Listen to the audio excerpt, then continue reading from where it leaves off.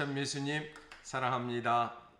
네, 가톨릭교회 교리서를 이렇게 10분씩 어느 때는 10분이 또 넘어가기도 하지만 매일 월요일부터 금요일까지 준비하면서 사실은 내일 아침에 올리기 위해서 오늘 그러니까 하루 전날 이 10분 분량을 좀 찍습니다. 그러고 나면 좀 나중에 저녁에 시간을 좀 해가지고 이 자막을 올리는 이런 작업을 이렇게 하고 있는데요.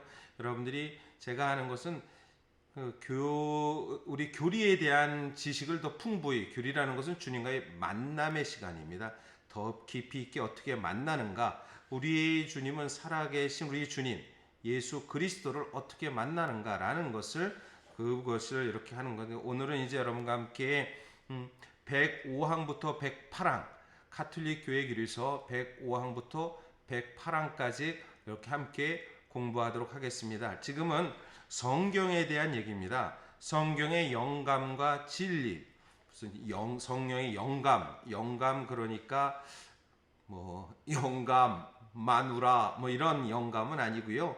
영감이라는 게 그러니까 성령의 그 감도를, 그래서 성령의 영과 감도의 즉 우리 안에서 느낌입니다. 성령을 통해서 우리의 풍부한 지혜를 주는 것을 영감이라 합니다. 그래서 이스피라시오라고 그래가지고 이렇게 하느님의 영이 우리에게 들어와서 우리를 하느님과 만나게 해주는, 그래서 성경의 저자들이 성령의 영감을 받았다라고 이렇게 얘기하는데, 105항을 함께 공부하도록 하겠습니다.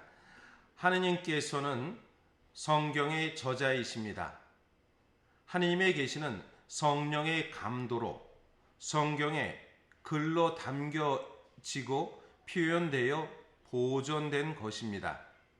그러므로 거룩한 어머니인 교회는 사도의 신앙에 따라 구약과 신약의 모든 책을 그 각 부분과 함께 전체를 거룩한 것으로 또 정경으로 여깁니다.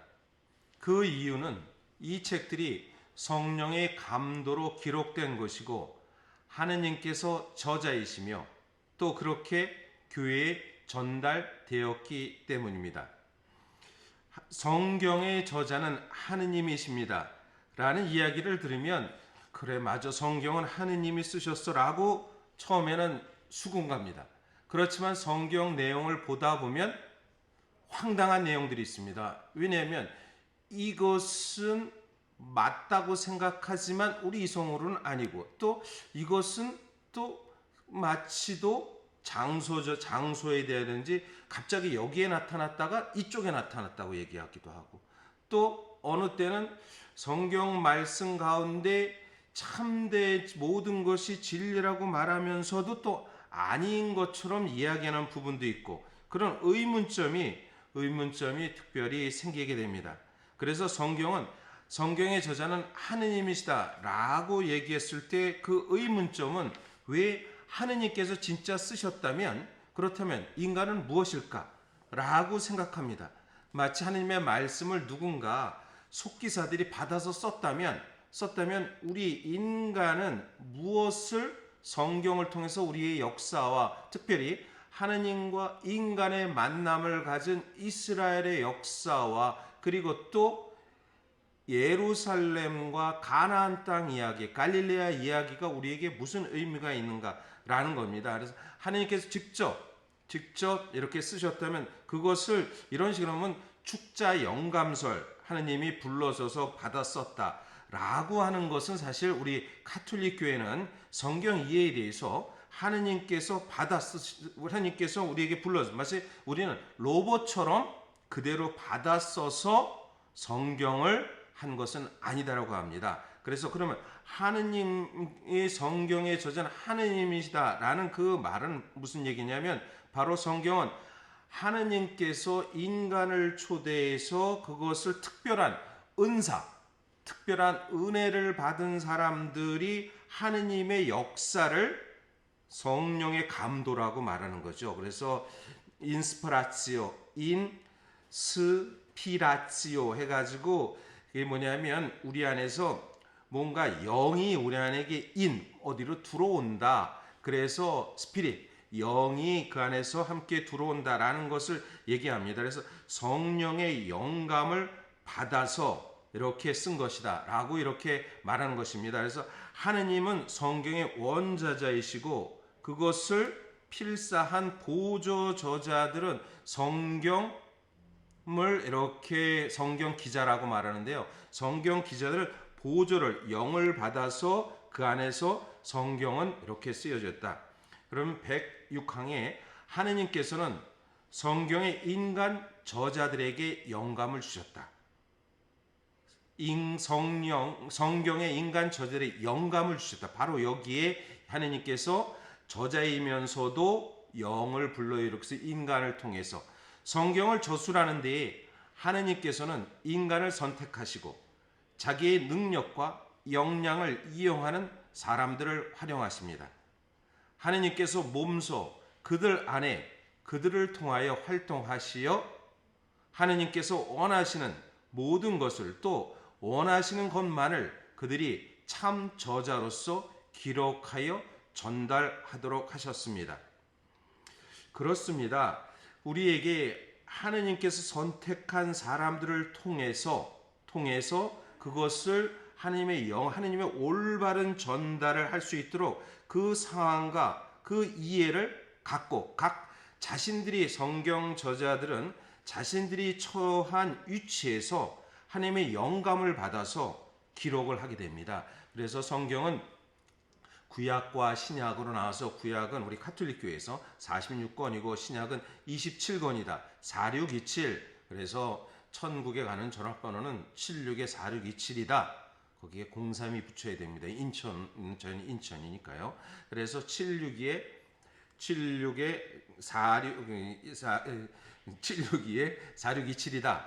그래서 4627. 그래서 전체 46과 27 이것이 보면 성경이 신약과 구약이 함께 어우러지는데 그러나 성경은 사실 한 권입니다. 그럼 만약에 성경책이 전체 낙권으로 그 4627 46권에 27권이다 해서 그 73 4627 73 맞죠? 73이다 해가지고 전체 73권이다 라고 말하는 것은 아니죠. 한 권이지만 그러나 시대적 배경 따라 각자 그래서 성경 저자들은 하느님을 체험한 것을 다양한 방식으로 하느님을 체험하게 됩니다. 예를 들면 이스라엘 백성은 모세오경은 가장 중요합니다. 구약에서 이스라엘 백성 즉 성경에서는 모세오경 토라라고 말할 수 있습니다. 가장 중요하지만 그러나 예언자들의 역사 가운데 예언자들의 역사는 이스라엘은 유배 전과 유배 후 유배 시기가 있었습니다. 이 모든 것은 유배 전 즉 이스라엘은 북이스라엘이 멸망하고 남이스라엘이 이렇게 멸망하게 됩니다. 그래서 북은 이스라엘 남은 유다라고 그러는데 이 솔로몬 이후 북이스라엘과 남유다로 나눠지는데 그러고 나서 남유다가 멸망할 때 기원전 587년 이전 그리고 이후가 중요하게 됩니다. 유배 이후 그러니까 587년에서 536년 유배식입니다. 그 이후 이것이 그래서 유배 전에 활동했던 예언자 예레미야 같은 아모스 같은 경우는 징벌을 선포하고 그리고 유배 이후 활동했던 예레미야는 용서를 그리고 또 유배 가운데 있었던 이사야서는 유배 전, 유배 시기, 유배 이후 함께 있었던 그 이사야 예언자 같은 경우는 모든 것을 포괄하면서 우리의 고대하고 그리고 오기를 약속하는 이런 부분들 그래서 성경이 인간에 의해 쓰여졌고 또 다른 내용, 다른 시각이 있지만 중요한 것은 바로 하느님의 영을 받아서 쓴 것이다. 그래서 성경의 저자는 하느님이다 라고 이렇게 말하는 것입니다.